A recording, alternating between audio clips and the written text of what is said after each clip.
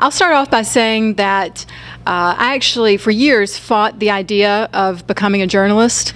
My father is in TV news, and he started off as a reporter and worked his way up the newsroom. And, you know, I always thought he had the coolest job. You know, he would always get so excited, you know, to get that 2 o'clock in the morning phone call, you know, the mill's on fire, there's been a horrific accident. And he'd be like, yes, you know, go time. And, you know, for the longest time, I didn't know what I wanted to do, but I knew I wanted to be as excited about my job as he was about his. Plus, I grew up in a really, really small town in South Carolina, and when your dad is on the TV, it adds a bit of glamour to your life that is otherwise absent. And especially considering that, you know, in the first grade, I was wearing Coke bottle glasses and had, like, you know, teeth you could drive a forklift through. I could, you know, use all the glamour I could get, and so that was exciting too.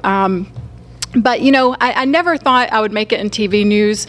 My dad, you know, I saw how much hairspray went into the reporter's bouffant, you know, the one, and I knew that this was never going to be ready for prime time. So that was out of the question. But, you know, growing up, I could see that there were hints that I enjoyed the truth and gathering facts and getting those facts in the hands of the people I thought deserved them. So, for example, one time, you know, my dad takes me shopping for, I think it was Mother's Day, and we go and get the gift for my mom, and we're on the way home in the car, and he's like, you know, this is a secret, right? You know that this is going to be a surprise for her.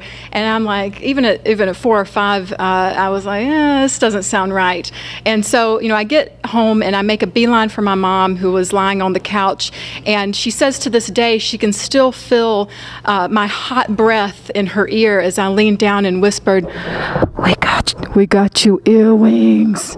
And, you know, and this sort of trend continued over the years of this embrace of the facts. And you know, my grandparents were very hardworking people. When I say, speaking of the truth, when I say I was raised in a small town, I was actually raised 10 minutes outside of that small town in the country. And my grandfather had grown up there. He started picking cotton when he was 5 years old. He came from a sharecropper family, worked very hard in a textile mill his whole life. And when he and my grandmother retired, they decided to go on this great trip to Europe. He had been wounded in World War II over there, and he thought, you know, this is my chance to go back and see those places that I couldn't exactly enjoy the first time around.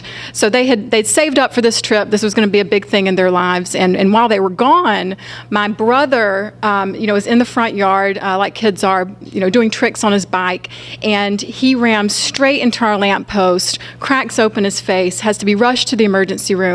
And I'm like, this is exciting, you know, this is sensational. And I think my parents could see what was sort of coming from a mile away, and they sat me down afterward, and they're like, you know, Amanda, when Grandma and Papa call to check in from, you know, Europe or Venice, wherever they are, you can't tell them what happened to Patrick, because they've waited so long to go on this trip, and, you know, grandparents' primary profession is worrying, and, you know, you can't tell them what happened.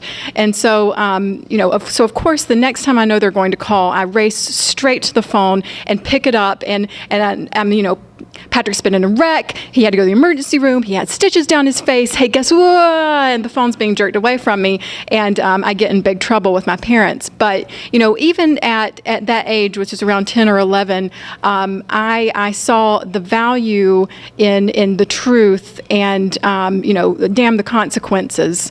And, you know, but again, I never thought journalism was going to be where I was going to go. But I loved writing. I loved writing in my classes. I loved art and design, and so when it got time to go to college and pick a major, I picked advertising, because I thought, you know, here are going to be these two things that I really love, you know, writing copy and getting to art direct and that sort of thing.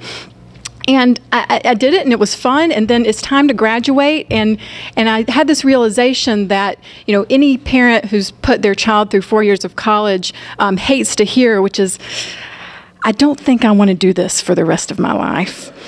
And, you know, it was not going to be fulfilling for me. You know, I didn't want to try to sell Heinz ketchup over Hunt's or over Red Gold to anyone for the rest of my life.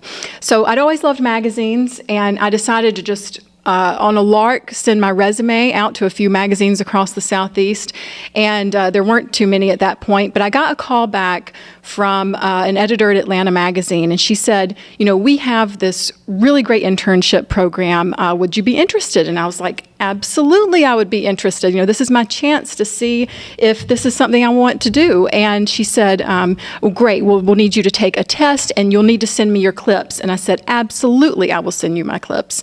And then I hung up the phone, and I said, if only I knew what clips were.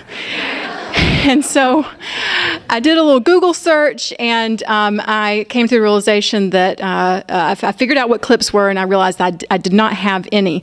And so I actually sent some creative writing that I'd done, and where I went to school, the University of South Carolina, actually, the advertising school was under the journalism school, so I had thankfully taken some basic classes. I could send something, some written words, and I got the internship at Atlanta Magazine and moved there. And when I eventually came back there full-time to write and edit after that, as soon as I got there really for the internship, I knew that it was where I wanted to be. A city magazine was where I wanted to be because it's general interest. We're covering everything in the city, from the light stuff, the restaurants and the spas and pop culture, to crime and religion and politics and the power structure.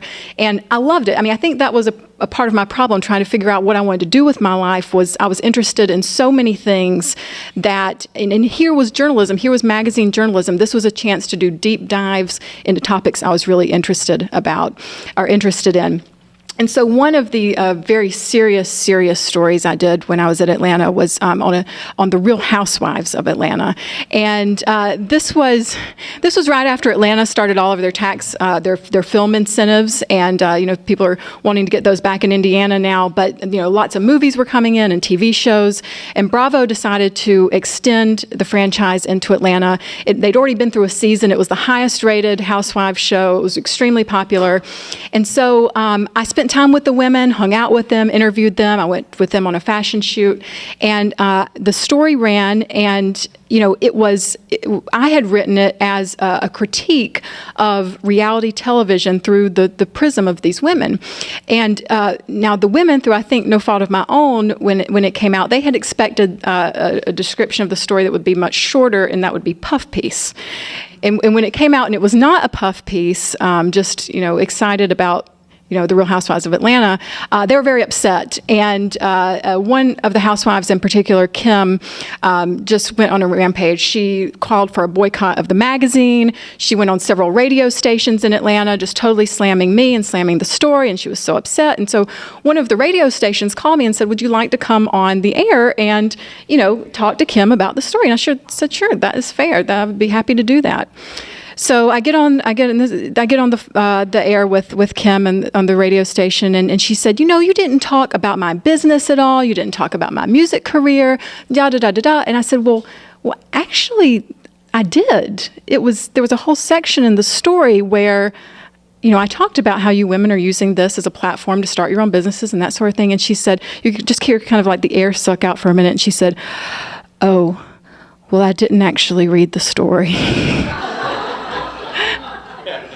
And it made me think about one of my magazine mentors, Lee Walburn. He's a former editor-in-chief of Atlanta Magazine. He always said that a great story usually did one of these three things or some combination: make them laugh, make them cry, make them think.